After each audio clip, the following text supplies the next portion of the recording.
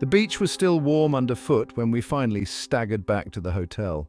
We'd spent the entire night painting the town red, cheap drinks flowing into the early hours before deciding the only fitting way to cap it all off was a sunrise swim. The water was cold, jolting, but it sobered us just enough to navigate the sand with lazy, sloppy grins. When we arrived back at the hotel, the lobby was quiet, a lone desk clerk giving us the side eye as we shuffled to the lift. I remember collapsing onto the bed in a room that still smelled faintly of bleach and citrus, the blackout curtains drawn tight against the burgeoning day. Everything spun as I closed my eyes, the noise of our drunken laughter fading into sleep. When I woke up, the world had changed. The first thing that struck me was the smell. It wasn't the clean, artificial scent of a well-maintained hotel, but something sour and damp, like rotting wood and stagnant water. My mouth tasted of last night's tequila, my head pounding with a dull, insistent ache. As I blinked against the harsh light streaming through a crack in the curtains, I saw it. The room wasn't ours anymore. The walls were crumbling, streaked with graffiti and grime. The furniture, cheap but serviceable the night before, was now broken and rotted, a skeletal bed frame barely holding the sagging mattress I'd slept on.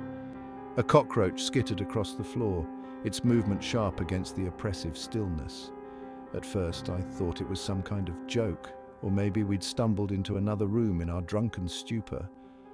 But when I stepped into the hallway, the air thick and rank, I knew this was no prank. The corridor was lined with doors hanging off their hinges, the carpet ripped and stained. Flickering sunlight poured through shattered windows, casting jagged shadows across the peeling wallpaper. Voices murmured in the distance, low, guttural, and not entirely human. I found the others one by one. They looked as shaken as I felt, their faces pale and drawn. The only sound between us was the crunch of broken glass underfoot as we made our way downstairs. The lobby was worse. Where last night it had gleamed with polished tiles and tasteful decor, it was now a wasteland of rubble and filth. A group of squatters huddled in one corner, their eyes hollow and wary, as if they'd seen things no one should ever see. One of them muttered something as we passed, words too garbled to understand. Outside, the sunlight was blinding. We spilled onto the street, the cool breeze a brief relief from the suffocating atmosphere of the building. And there it was, the hotel stood before us, its facade cracked and streaked with graffiti, but unmistakably the same place we'd checked into just days before. The same arched entrance, the same faded name emblazoned on a rusted sign. I pulled up the booking confirmation on my phone, my shaking hands struggling to steady the screen. The address matched. The photos matched. But this was not the hotel we had partied in, laughed in, passed out in. We approached a local man sitting on a bench nearby, his face lined and weathered. When we asked about the hotel, his expression darkened. "Used to be something," he said, his voice thick with an accent and something like pity. "But it's been like that for years. Shame, really. Years." The word hung in the air like a guillotine blade. My mind raced, grasping for explanations. A shared hallucination, a cruel trick played by someone who somehow replaced every detail of the hotel overnight. But as we wandered the streets in a growing panic, asking anyone who would listen, the story never changed. The hotel had been abandoned for over a decade, they said. A fire gutted it, and no one had ever bothered to rebuild. Yet we'd been there. We'd been there. Every step back towards the ruin felt heavier than the last, dread pooling in my stomach like lead. When we reached the building again, it seemed taller, darker, the jagged edges of its broken windows like teeth waiting to devour us. No one wanted to go back inside. We lingered on the pavement, silent and staring until the sun began to dip below the horizon. The brochure sold it as paradise. Pristine trails snaking through untouched wilderness, nights under a canopy of stars unpolluted by city lights, a retreat into nature's raw, unspoiled beauty. The kind of place you don't just visit, you experience body and soul. The eco-lodge sat at the edge of a dense forest, its cabins crafted from reclaimed wood, blending seamlessly with the surroundings.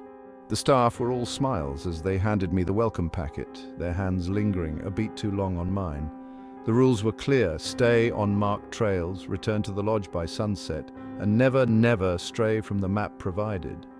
At first I didn't question it. The trails were breathtaking, winding through ancient trees and past waterfalls that shimmered like liquid silver. I spent hours wandering, letting the serenity of the place seep into me, but there was something about the rules that nagged at the back of my mind. Why so strict? This wasn't my first solo hiking trip. I knew how to handle myself in the wild. The second evening, as the sun dipped below the horizon and the forest turned shadowy and still, I caught sight of something. A faint path branching off from the main trail, barely visible beneath a tangle of undergrowth. It wasn't on the map. Curiosity got the better of me. The detour led deeper into the woods, the air growing cooler, the trees closing in like silent sentinels. I almost turned back, almost. But then I saw it, a shed, weathered and leaning, hidden among the trees like a secret. It shouldn't have been there. The door was padlocked, rust streaking its surface like dried blood. I hesitated, my pulse quickening as I circled the structure. Through a crack in the boards, I saw them, backpacks, hiking boots, jackets, all piled haphazardly. Some looked fresh, their colors still vibrant against the dim interior. Others were faded, mold creeping along the edges. It hit me then. These weren't just forgotten belongings, they belonged to people like me. A twig snapped behind me, sharp and deliberate. I froze, every instinct screaming at me to run, but my feet were rooted to the ground. Slowly I turned. One of the staff stood there, a broad-shouldered man with a calm smile that didn't reach his eyes. He didn't say a word, but his presence was enough. He wasn't there by chance. I bolted. Branches clawed at my face and arms as I tore through the forest, the orderly paths of the lodge a distant memory. Behind me I could hear them, more than one, moving with unnerving precision. Their footsteps were deliberate, purposeful, and always just out of sight. I thought I knew the woods. I thought I could find my way back. But the forest was different now, twisting and unfamiliar. My breath came in ragged gasps, my legs burning with the effort to keep moving. The sun was gone, the shadows deepening into a suffocating black. When I stumbled onto the lodge's property, relief surged through me, brief and fleeting. The cabins were dark, the windows lifeless. The place felt abandoned, as if the smiles and laughter of the day had been a mirage. I slipped into my cabin and locked the door, pressing my ear to the wood as the sound of footsteps drew closer. They stopped outside, and for a long moment there was nothing but silence. Then came the knock, soft, rhythmic, patient. I didn't answer. The knocking continued for hours, fading just before dawn. When I finally gathered the courage to leave, the lobby was bustling again, the staff's smiles as warm and inviting as ever. I left that morning, not daring to look back. Weeks later, I saw an article about the lodge, a photo of smiling hikers in front of its cabins, their faces bright with the promise of adventure. My stomach turned as I recognized one of the backpacks from the shed. I called the authorities, but I never heard anything back. I don't know if they ever found Shed. The van smelled faintly of mildew, and the seats were damp from a morning rain that had seeped through the cracked windows. I should have taken that as a sign. He called himself Arjun and had a way of talking that made you feel like you'd be missing out if you didn't listen to him. We were a group of 6 tourists, strangers brought together by the cheap price of a package deal. Our hotel concierge had recommended him, saying he knew the area better than anyone, could take us to places the guidebooks didn't dare to mention. Hidden gems, he called them. At first, he delivered. The winding roads brought us to misty hillsides and temples carved into rock faces, their beauty untouched by the hordes of tourists we'd seen elsewhere. We snapped photos, exchanged small smiles, and began to trust him. The day passed in a blur of awe and fatigue until, as the sun dipped low in the sky, Arjun suggested one last stop. "It's something special," he said, his grin just a little too wide. The van jolted off the main road, bumping over potholes and patches of loose gravel. The landscape grew bleaker with every mile, the lush greenery thinning into barren stretches of dry earth. The chatter among us died as the road narrowed, swallowed by a forest that seemed to close in tighter the further we drove. By the time we stopped, the shadows of the trees stretched long and menacing. The village appeared out of nowhere, its crumbling stone walls and thatched roofs stark against the twilight. It was a ghost town. Arjun parked the van and gestured for us to get out. His voice carried a note of excitement, but there was something else there too, something darker. I didn't want to follow him, but the others had already spilled out, laughing nervously at the eerie atmosphere. The air felt wrong, heavy and still. Not a single bird or insect broke the silence. The village had no cars, no electric lines, no signs of life. just rows of skeletal houses with empty windows that seemed to watch us as we wandered through. I trailed behind the group, uneasy. Something about the place felt staged, like a set for a play no one wanted to perform. My steps faltered as I passed one of the houses. Its door was slightly ajar, revealing nothing but blackness inside. And then, without warning, the van engine roared to life. We turned just in time to see Arjun behind the wheel, his face lit by the faint glow of the dashboard. The van skidded back the way it had come, disappearing into the forest as quickly as it had arrived. We were stranded. Panic set in quickly, the kind that turns reasonable people into animals. We screamed for him, chasing after the sound of the engine, even though we knew it was pointless. When it was clear he wasn't coming back, we huddled together, our collective breath fogging in the cooling air. Someone suggested we look for help, but it was a hollow suggestion. There was no help to be found. We checked the houses one by one. Most were empty, their interiors gutted by time, but here and there we found strange things. A table set with mouldy plates, a pile of children's toys arranged in a perfect circle, an old-fashioned radio humming static in a room with no electricity. Night fell fast, swallowing the village in darkness. We had no torches, no phones, no signal even if we'd had them. The stars were hidden behind thick clouds, leaving us blind and vulnerable. And then the sounds began. At first, it was just a faint rustling, like leaves skittering across the ground, but it grew louder, more insistent. Footsteps. They came from all directions, circling us, closing in. We backed into one of the houses, barricading the door with a broken table. The air inside was damp and sour, and the walls seemed to pulse with some unseen life. The footsteps stopped, replaced by something worse, a low, guttural growl that reverberated through the floor. No one slept that night. When dawn came, pale and lifeless, we emerged cautiously. The village was silent again, but the ground was littered with signs of movement, deep gouges in the dirt, footprints too large to belong to any human. We didn't speak as we began to walk, following the faint remnants of the road back into the forest. It felt endless. The trees stretching on, their trunks like prison bars. Hours later, we stumbled onto the highway, our clothes torn, our faces pale. A passing truck stopped for us, the driver eyeing us with a mix of concern and suspicion. We tried to explain what had happened, but our words fell flat, our story too fragmented to make sense. I've since tried to find the village on maps, but it doesn't exist. The concierge who recommended Arjun claimed he'd never heard of him. And the others? We don't talk anymore. Somewhere out there, the village waits, its empty windows watching for the next group of fools who think they've found paradise. The first time I found the camera, I thought it was a mistake. It was small, so small I almost missed it, tucked neatly into the ornamental molding above the wardrobe in room 3. At first, I assumed it was some kind of sensor, maybe a smoke detector or part of the bed and breakfast security system. But as I cleaned, polishing the brass handles on the wardrobe, something about it gnawed at me. It wasn't positioned like a smoke detector. It wasn't positioned like anything a guest would be meant to see. The owners of Willow House, Mr. and Mrs. Finch, were meticulous. They praised me endlessly for my attention to detail, my ability to keep the rooms immaculate. "You're an asset," Mrs. Finch said the week I was hired. "We pride ourselves on discretion and perfection here." Discretion. That word echoed in my head as I climbed onto the chair I'd pulled from the corner. My fingers trembled as I brushed against the device, its black lens staring back at me like a glassy, unblinking eye. It wasn't a smoke detector. The rest of the day passed in a haze. I scrubbed the bathroom tiles, dusted the high shelves, and tried to convince myself it was nothing. Maybe it was part of a security system. Maybe I was imagining things, letting paranoia creep in where it didn't belong. But that night, as I lay in my tiny room in the attic, I couldn't stop thinking about it. The Finches were kind to me, too kind maybe, always quick with a compliment, always making sure I had everything I needed. They paid me well, far better than I'd expected for a cleaning job. And yet there was something about their smiles, something too wide, too polished, like they'd practiced them in a mirror. The next morning, I decided to test my theory. Room 5 was unoccupied, its guests having checked out the day before. As I stripped the bed and dusted the windowsill, I searched.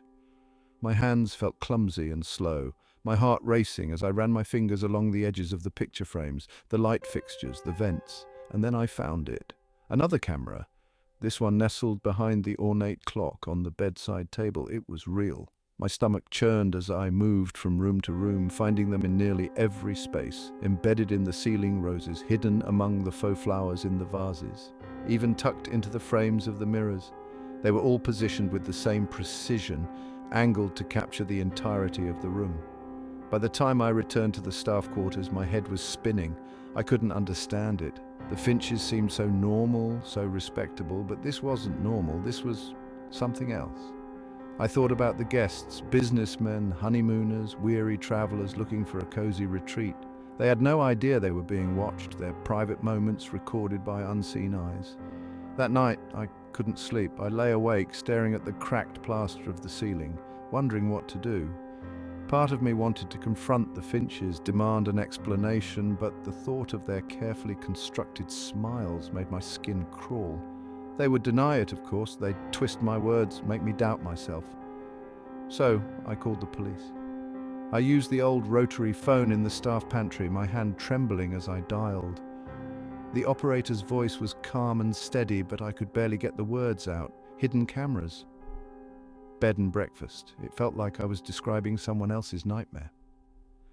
The officers arrived the next morning, their uniforms a jarring contrast to the quaint elegance of Willow House. Mrs. Finch greeted them with her usual charm, her voice sweet and lilting as she asked if they'd like tea. But when they explained the purpose of their visit, her face changed. I watched from the corner of the room as they searched, their movements methodical and efficient. It didn't take long for them to find the cameras. The Finches didn't say much as they were led away. Mrs. Finch glanced back at me once, her eyes dark and hard, and I felt a shiver run down my spine. The police found hundreds of recordings, files dating back years, guests, staff, even children. It was all there, catalogued and organized with chilling precision. The Finches were charged, the bed and breakfast shut down. But the image of those cameras, their tiny lenses staring out like cold mechanical eyes, stayed with me. Sometimes, late at night, I still feel their gaze, watching me from the shadows. I thought I'd escaped Willow House, but some places, some people, leave marks that never fade. I realized I was in trouble the moment the trail disappeared. At first, it seemed like part of the adventure. The guide, Darren, he'd introduced himself as, had been cheerful and chatty when we set off, a steady presence with a wide grin and an infectious enthusiasm for the untamed beauty of the region. I'd hired him after reading glowing reviews from other travelers. Knows every inch of the wilderness, they said, professional, trustworthy. I was a solo traveler looking for an authentic experience, and Darren had seemed like the perfect choice. The first few hours were exactly what I'd hoped for. The forest stretched endlessly around us, a patchwork of towering trees and whispering undergrowth. Darren had pointed out landmarks, shared local folklore, and even taught me how to identify edible plants. He was good at his job, or so I thought. But as the hours ticked by, the path grew narrower, less distinct. The chatter faded, replaced by an eerie quiet that pressed down like a physical weight. Darren didn't seem to notice. He forged ahead with purposeful strides, his cheerful demeanor giving way to something colder, more deliberate. When the trail vanished altogether, swallowed by a tangle of brambles and moss, I stopped in my tracks. Darren didn't. It was then I noticed how utterly alone we were. I reached for my phone, instinctively hoping to check my GPS. The screen lit up, but there was no signal, not even a flicker. Darren must have sensed my hesitation because he turned, his grin sharp and strange now, like a mask that didn't quite fit. Off the beaten path, he'd said earlier with a wink, the real wilderness.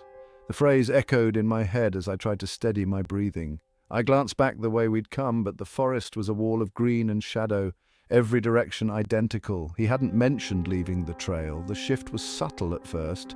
Darren's steps became slower, more measured. He'd glance back at me now and then, his eyes unreadable, his face slack with an indifference that hadn't been there before. The jovial guide who'd greeted me that morning seemed to have dissolved, leaving behind a stranger with an unnerving stillness about him. The forest itself seemed to change as well. The sun dipped lower, casting long, jagged shadows that stretched like claws across the underbrush. The bird song that had been constant all day vanished, replaced by a hollow, oppressive silence. And then I saw it. A tree trunk, blackened and charred, its bark split open like a wound. It looked out of place, wrong, as though fire had licked at it in a forest untouched by flame. My stomach twisted. It wasn't the only one. The deeper we went, the more signs appeared. Scorched branches, gnarled roots clawing out of the earth like skeletal fingers. A strange smell hung in the air, faint but unmistakable. Iron and decay. I tried to act normal to keep up, but my mind was racing. Darren had taken my phone earlier under the guise of keeping it safe while we navigated the rough terrain. My pack, too, was lighter than it should have been. His suggestion to lighten the load. It hit me like a punch to the gut. I had nothing. No map, no water, no way to call for help. Darren stopped suddenly, his head tilting slightly as though he'd heard something I couldn't. My pulse thundered in my ears as he turned to face me fully for the first time in what felt like hours. There was nothing friendly left in his expression. The chase began without warning. I ran. Instinct, pure and simple, drove me forward. Branches whipped at my face and arms as I tore through the undergrowth, my breath ragged and uneven. I didn't dare look back, didn't want to see how close he was or what kind of look was plastered on his face now.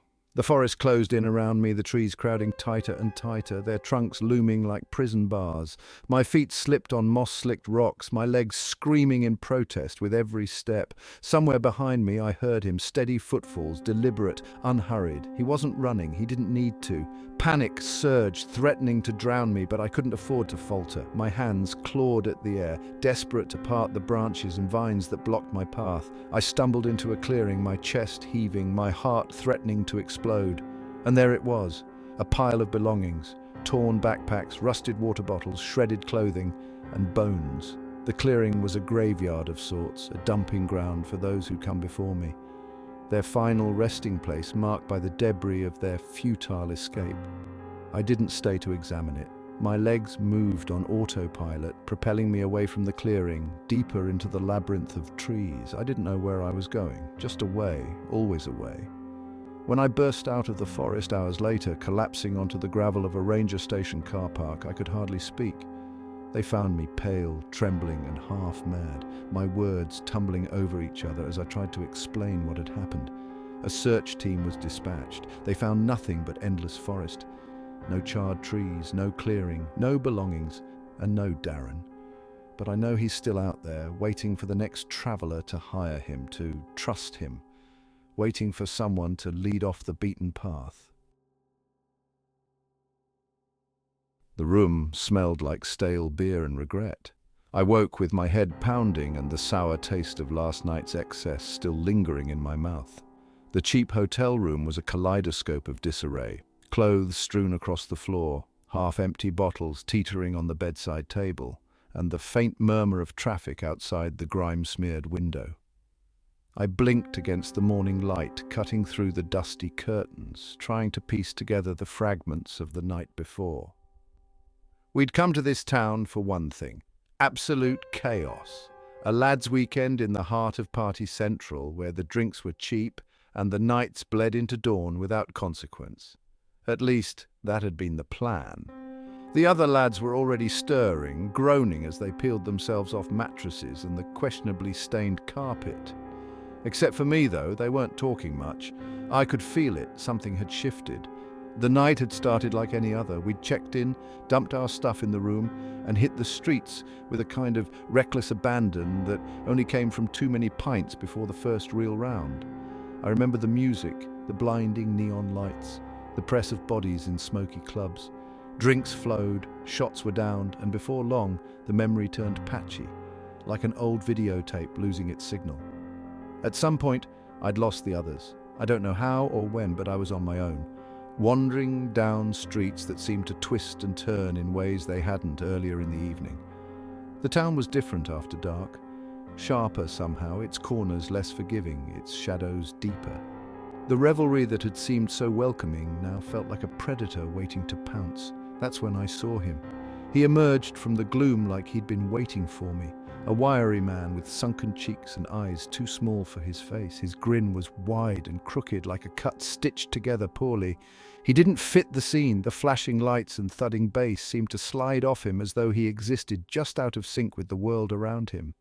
He called out to me, his voice low and slippery, like oil poured over gravel. I don't remember what he said exactly, but it was something about a good time, about having a night I'd never forget. The next thing I knew, he was leading me towards a darkened side street, his hand light but firm on my elbow. A car sat idling there, black and unmarked, its windows tinted so dark they reflected nothing but the dim, flickering street lamp above. The door opened. I froze, a primal part of me screaming to run, to fight, to do anything but let him guide me into that car. But my body wouldn't move. It was like I was paralyzed, stuck in some terrible waking dream. Then they were there. My friends. They appeared out of nowhere, their shouts and hands pulling me back, wrenching me away from the man and the waiting car. I stumbled, my mind spinning as they dragged me away, their faces pale and tight with something I hadn't seen before. Fear. I don't remember getting back to the hotel. The morning light stripped everything bare, but it couldn't explain the unease that clung to the edges of my thoughts. I felt the kind of raw, gnawing shame that came from a night half remembered, but when I tried to press the others for details, they wouldn't meet my eyes. They didn't want to go out again, they said. They were done. But I didn't understand. The night had been a blur. Yes, but that was part of the fun, wasn't it? To lose yourself, to give in to the chaos and come out the other side laughing. Their silence was answer enough. Even now, I can't shake the memory of that man's grin or the car door waiting to swallow me whole. I can't explain why my friends were there when they were, how they'd found me, or what might have happened if they hadn't. But deep down, I know this. The town hadn't been what it seemed. Something else had been moving in those streets, something that wore the mask of normalcy but wasn't part of it.